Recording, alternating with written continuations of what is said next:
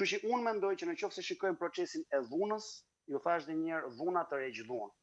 Atje ku nuk funksionon drejtësia, atje ku kapet me pras në duar qeveria duke vjedhur dhe i thotë i kthye qafën prokurorisë, ku ndikon gjykatat, të cilat të mblidhen gjykatën më të lartë në nivel, që të mblidhet dhe të bëjnë një vendim unifikues se si të mos arrestohen më hajdutët, ai është një vend ku duhet protestohet me barikada nëpër rrugë, jo me fishek zjarri.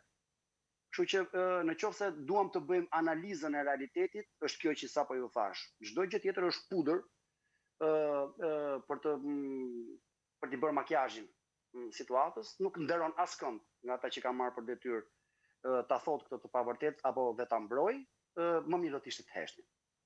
Ju thatë protest me barikada, por ambasada gjermane e ka dënuar dhunën në protestën tuaj. Ka deklaruar se protestat politike janë e drejtë themelore çdo shoqërie demokratike, por nuk mund të përligjim dhunën ndaj personave apo objekteve. Si e komentoni këtë deklaratë të ambasadës? Krejtësisht dakord. Në një shoqëri demokratike nuk mund janë të patolerueshme skenat e dhunës. Nuk kemi një shoqëri demokratike.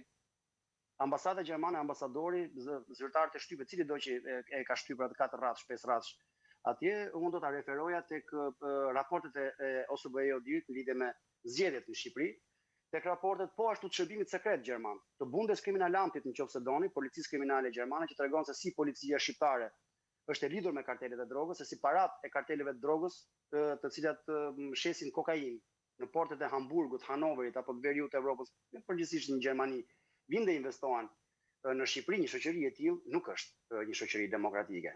Nëse do të ishim në një shoqëri demokratike, nuk ka nevojë, dhuna është e panevojshme.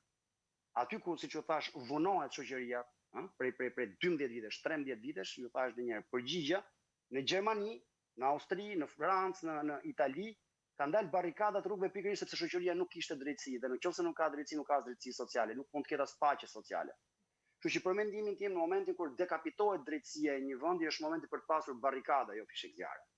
Zësh Trazimiri, më duket më shumë se sa me dhunën, ambasada gjermane ndoshta është mërzitur me përdorimin që i keni bërë flamurit gjerman, se po t'ishte për dhunë, ju keni shumë protesta që pothuajse njësoj keni protestuar, por kësaj radhe ndoshta është mërzitur nga që keni përdorur flamurin gjerman protest?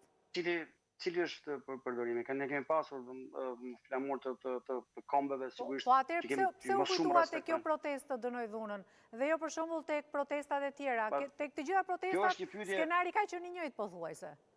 Kjo është një pyetje shumë interesante për t'ju bërë, cili do nga ambasada gjermane, zyrtarisht, dhe t'ju kthej një përgjigje zyrtarisht. Përfshi dhe faktin nëse konsiderohet më kjo shoqëri, që është një autokraci elektorale, një shoqëri demokratike. E qartë. Si do të vazhdojnë protestat e opozitës? Zoti Berisha ka paralajmëruar sot se do të shtrihen në të gjithë Shqipërinë, po e vërteta është që në shumë nga qytetet